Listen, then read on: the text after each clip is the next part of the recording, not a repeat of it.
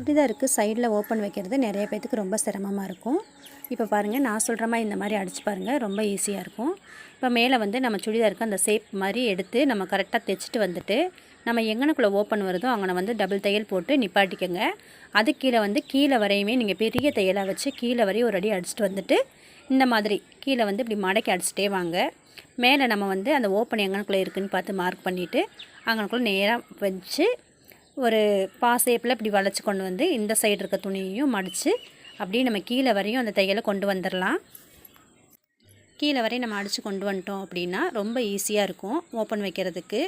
நம்ம சாதாரணமாக வைக்கும்போது துணி அங்கிட்டு இங்கிட்டு விலகும். இப்போ நடுவில் ஒரு தையல் போட்டோம்.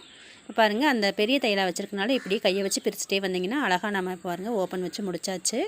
இப்போ சைட்லேயும் அந்த கார்னரில் ஒரு தையல் போட்டு நம்ம கொண்டு வந்துட்டோம் அப்படின்னா ஈஸியாக நம்ம ஓப்பன் வச்சு முடிச்சிடலாம். இந்த மாதிரி ஓப்பன் வைக்க சிரமமாக இருந்தால் இந்த மாதிரி ட்ரை பண்ணி பாருங்கள்.